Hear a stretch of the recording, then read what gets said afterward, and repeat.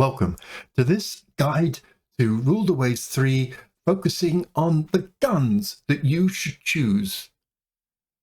There's a sort of eternal question. Should I have more smaller guns that hit more often, or should I have fewer bigger guns that when they hit, oh boy? I'm going to look at the issue from the point of view of the gun and what that does, but then expand that into the wider weapon system and look at all the things that impact how well your guns perform. This question arose in my Germany 1935 playthrough when I was designing a follow-on to a successful class of battlecruisers, the von Stauffenbergs. And I realized that as I was doing this design, I neglected some of the possibilities, and I put a little poll onto the community page of the channel and asked people what would they do. And this was the fascinating result of that. So 9 16-inch guns to give the biggest punch, but obviously would have the lowest hit chance. The lowest hit chance because you've got fewer barrels, and the lowest hit chance because with bigger guns come heavier shells that you can carry fewer of. But a quarter of you said, yeah, no, that's great. 10 15-inch guns. Now that was the armament that the ship came with, and I just assumed I'd roll over and keep.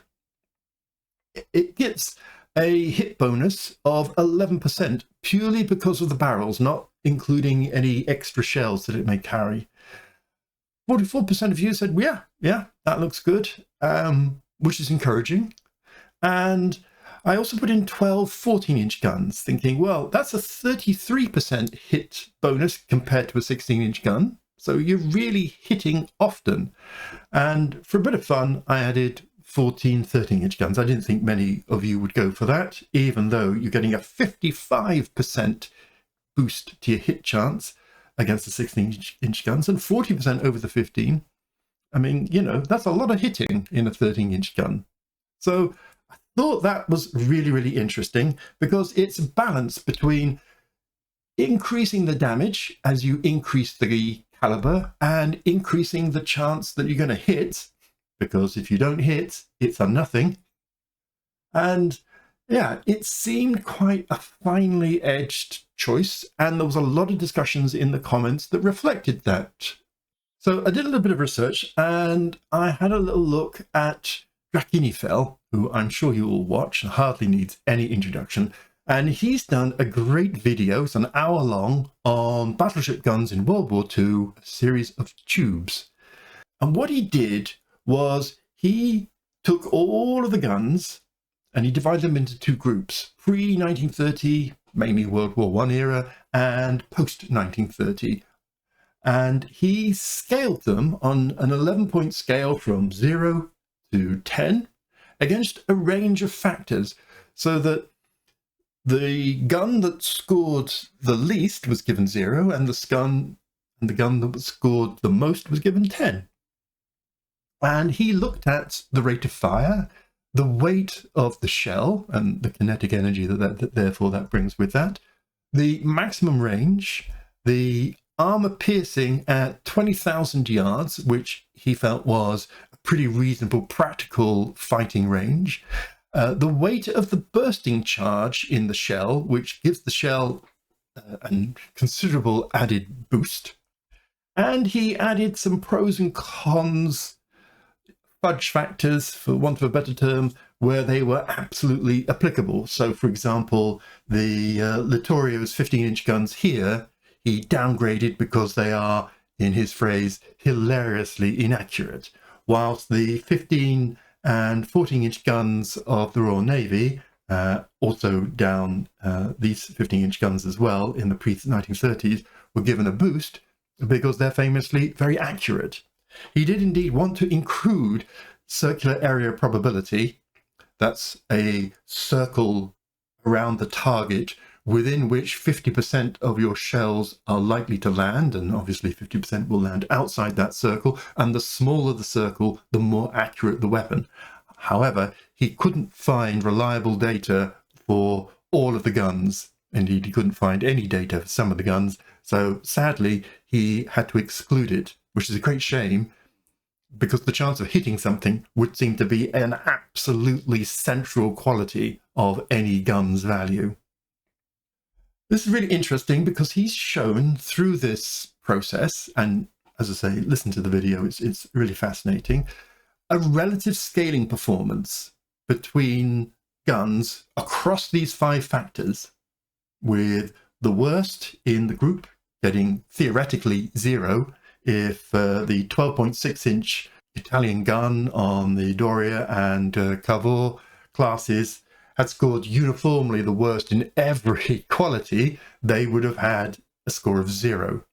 And had the Yamato's 18.1-inch guns scored top on every quality, it would have scored actually 10. But they didn't. And so it's interesting to see this relative difference, to see how the 16-inch guns, modern 16-inch guns of the Americans score very well, whereas, for example, the 16-inch guns of their older standard battleships don't score as well as the 15-inch and 16-inch guns of the Royal Navy, and indeed the 16-inch guns of the Japanese Navy. How the 11-inch guns of the Scharnhorst make a respectable showing, and how, had the Scharnhorst and Eisenhower been upgunned from 9 11-inch to 6 15-inch guns, the lift wouldn't have been enormous. I mean, worth having, but not, not earth-shatteringly different. Those are great, and he shows these 2 relative scales across these 2 generations of guns. He did it across 2 generations because he felt that perfectly good guns, like the Royal Navy's standard 15-inch guns across most of its battleships, would have been seen to be unnecessarily poor, and it would have squashed some of these differences down, because all of these pre-1930 guns would have gone down in quality relative to this lot. What it doesn't show is, first of all, relative lethality. Is greater weight, therefore the cost, worth moving to 18-inch .1s against the 16-inch ones? After all, the 18-inch also require more displacement in the ship. Now, obviously, the Yamato was enormous, but also with an enormous cost. It's not a simple, this gun good, this other gun bad. And it doesn't really show how much more lethal the 18.1-inch was against the 16-inch or the 15-inch. It also doesn't show the absolute lethality. So had you been hit by a 12.6-inch gun from one of the modernized Italian battleships, would that have been nothing? Would you just brushed it off? Or actually, was that still a very painful experience? So you can't really tell either which gun is more lethal in relative terms or in absolute terms, which is a shame. And in fairness to Drac, possibly impossible to show given the data that he has to hand.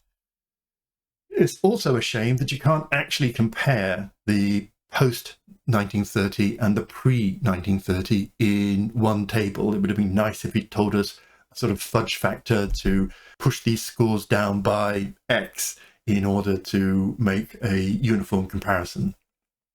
So is the 12.6 Italian gun better or worse than the 15-inch British pre-1930 gun? We just don't know. Finally, we don't know what proper weighting of these 5 factors that he included would be.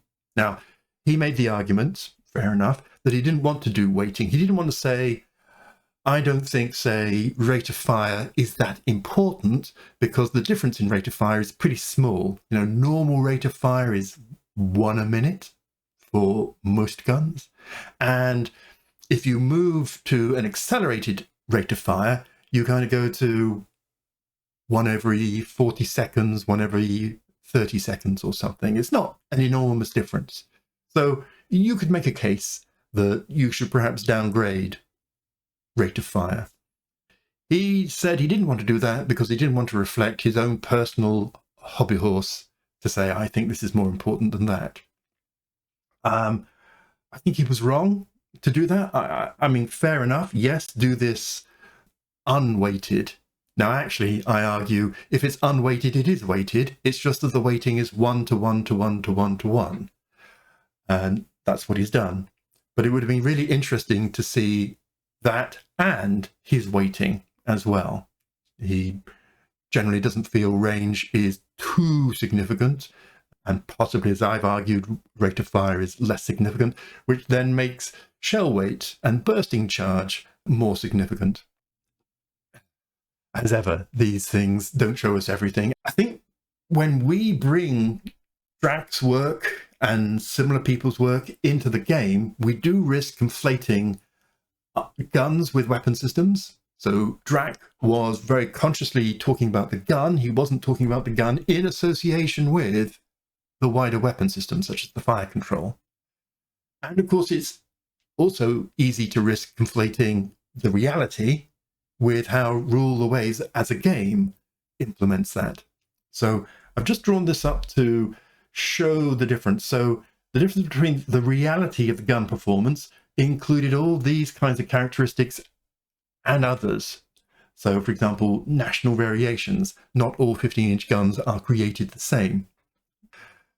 The gun performance in the game is down to these characteristics, which is a smaller set, inevitably. Secondly, the gun and the weapon system aren't the same, and the gun and the weapon system isn't represented the same in the game. So in reality, the weapon system is down to these kinds of characteristics, and in the game, a different set of characteristics. I'm not going to take you through the whole thing. The point is, reality is different from game, gun is different from weapon system.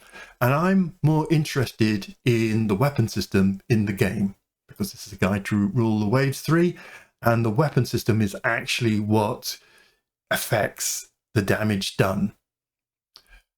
I had a bit of a think, and then first of all I thought, well, let's just think about the gun. What does the gun give us? And I've taken 16-inch because that was the question in front of me as I was upgrading my von Straffenburgs, apply a different caliber for a different ship. And a 16-inch gun, the maximum that I could have fitted to this new battlecruiser design, has greater range and greater armor penetration, and we presume does more damage hit points per hit, and it carries fewer of them because the gun weighs more. So in a 45,000-ton ship that I was designing, you can just get fewer 16-inch guns in there. Likewise, if you go with a greater number of barrels in any of the lesser calibers, well, yes, the range is less, the armor penetration, yes. We presume, therefore, that the damage points per hit is less, but the hit probability is probably more because you're carrying more barrels, because the weight is less. You're probably also carrying more rounds, by the way.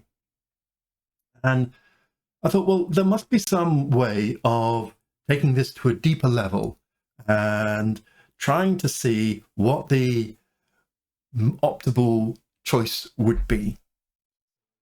A couple of questions arose in my mind around this. How many extra hits makes up the difference between the damage a 16-inch gun does against the damage a smaller caliber does? And we're going to look at that in glorious detail in a moment. Secondly, at what distance is range irrelevant? I would argue that pre-gun control radar, the sighting range is the maximum practical range. It's around about 27,000 yards in most games, sometimes less with bad weather, and of course much less in darkness. And post fire control radar, does that mean that the gun can shoot to its full theoretical maximum? I'm not sure. And if so, what's the hit chance? Because the other question is, at what range does your hit chance become so small that it's just not worth it to waste your ammunition, of which, you know, you have a fixed and comparatively limited amount? Drakenifel in his video suggested that 32,500, which is above the normal sighting range that we do, is just the point at which shooting beyond that is just too difficult to hit. And even if you did hit, you'd see the shells coming and you'd be able to maneuver the ship to spoil the aim.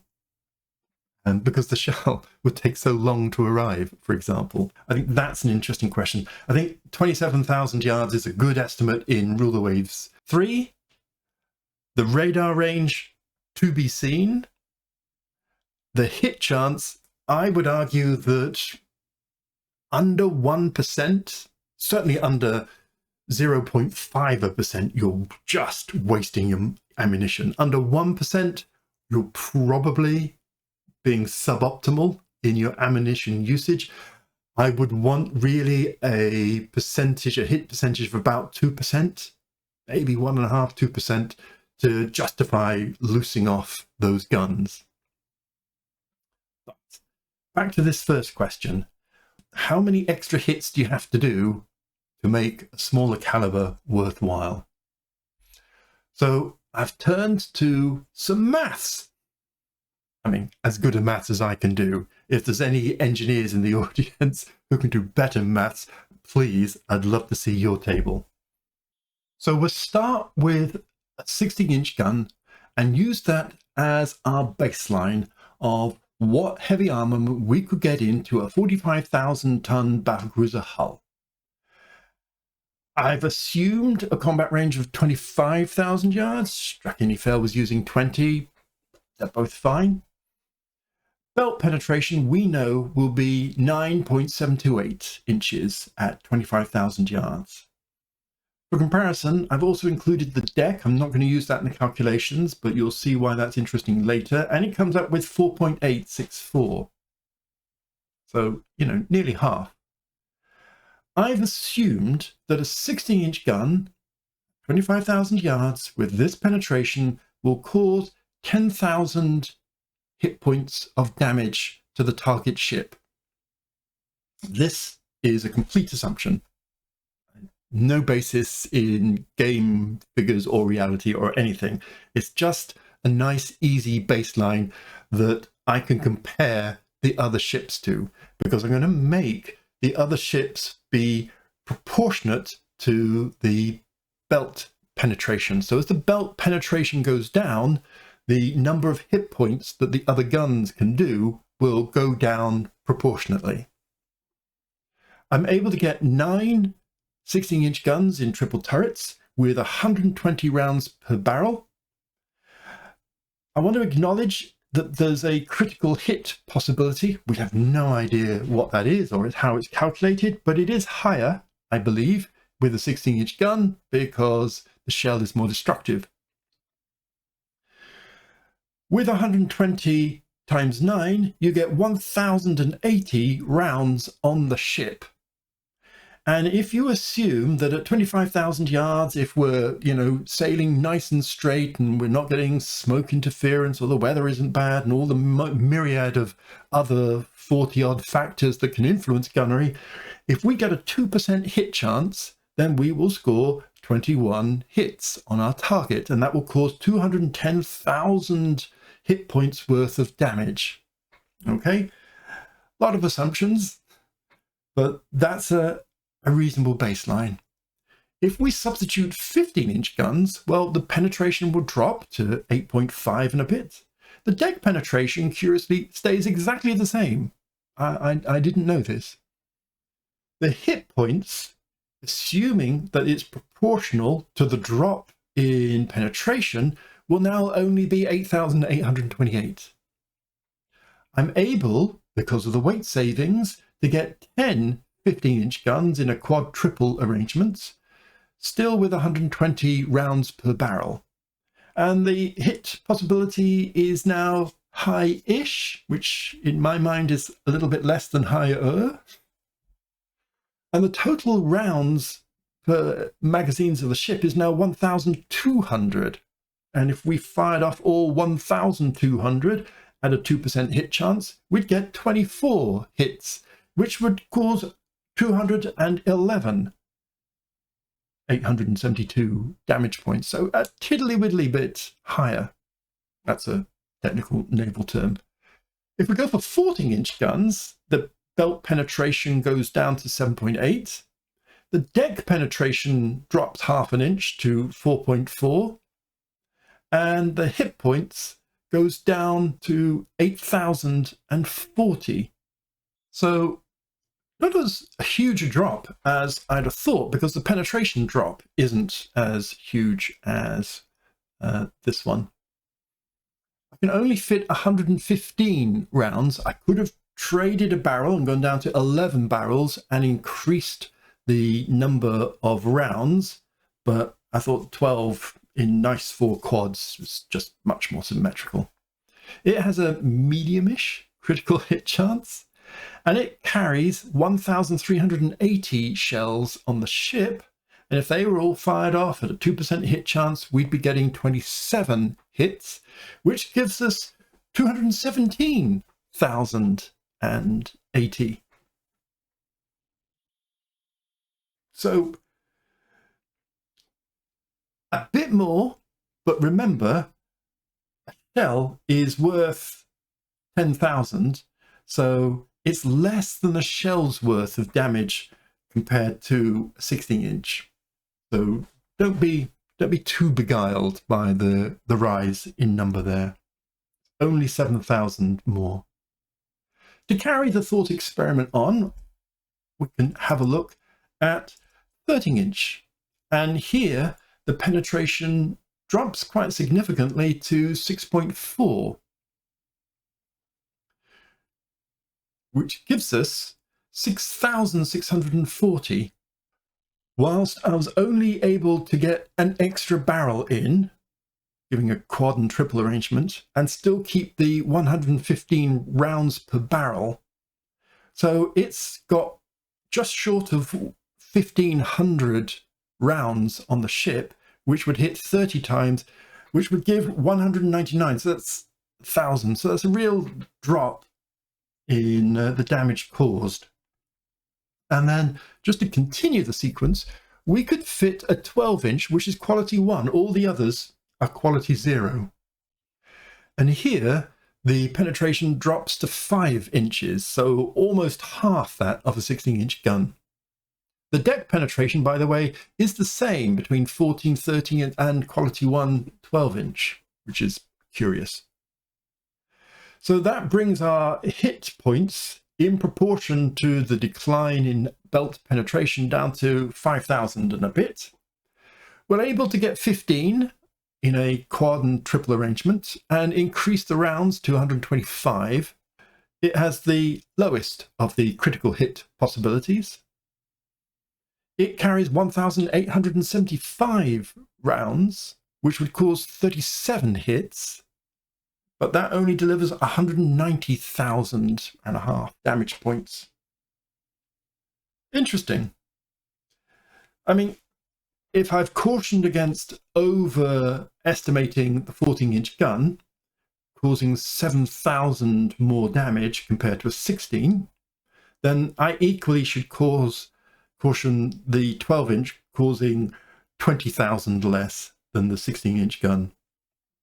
Because, of course, with the 16-inch gun, you get many benefits, not least of which is far greater penetration, also greater range.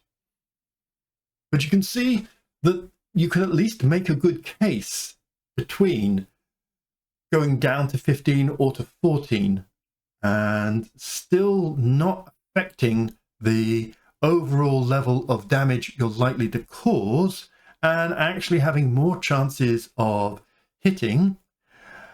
The critical hit possibility I've done simply on the fact of weight of shell, but then, you know, probably should be adjusted by how likely is that you're going to hit, because you're hitting 6 more times than on a 14-inch than you are on a 16-inch.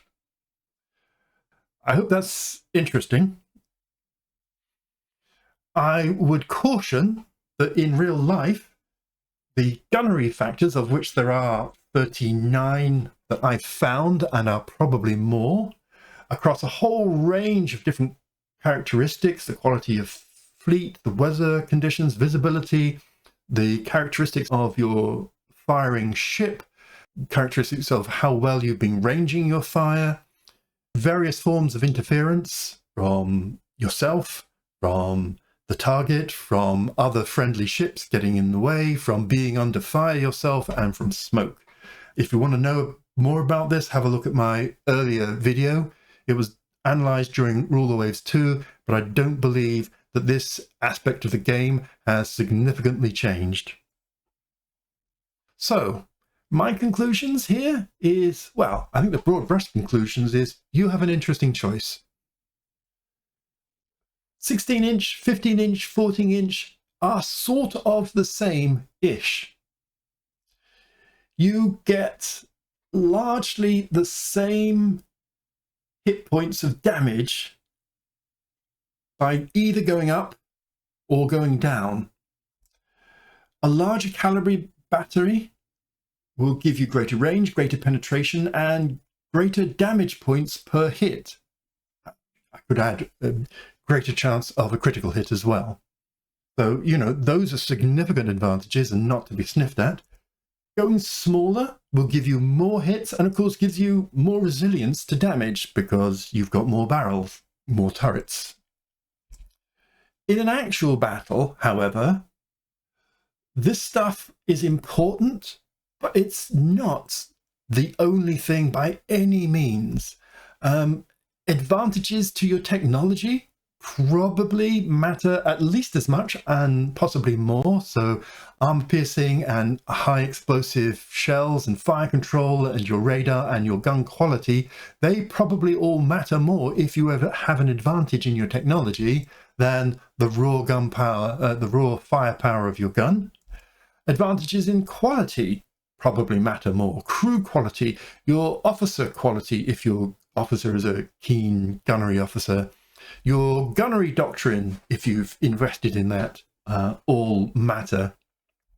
And the gunnery factors, those 39 factors that I briefly went through, in the actual tactical situation will probably matter more. So I would suggest that you don't get obsessed with this choice. I think it's an interesting choice. All of them are good. Some of you will prefer to go with the big boys. Some of you will prefer to go with the small boys, and some of you, many of you, will want to be kind of in the medium. The beauty of Ruler Waves 3 is that you can't say the optimum choice is X and you should always build X. You are always given a choice amongst a multitude of different factors that will impact how well you get to sink the enemy. I very much hope you've found that interesting. You could follow it. If there are better engineers than me, I'd love to hear from you. But I hope you feel that that's a reasonable exploration of the complex issue of what main battery of gun to pick. Thanks for watching.